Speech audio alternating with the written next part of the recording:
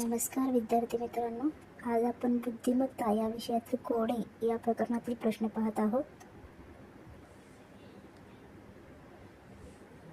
पुढील प्रश्नात प्रश्नचिन्हाच्या जागी कोणती संख्या येईल? बघा, हा वर्तुळ दिलेला आहे आणि त्या वर्तुळामध्ये काही अंक आहेत. जसं 3च्या समोर आहे 10, 7च्या समोर 22, 15च्या समोर 46. तर 12च्या समोर कोणता अंक येईल?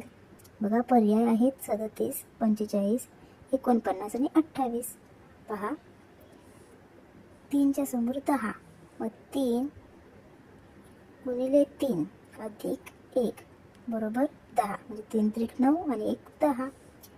तसेच 7 बरोबर 22 आहेत, मग 7 गुणिले 3 अधिक 1 बरोबर 22. 7 त्रिक 21 आणि 1 22.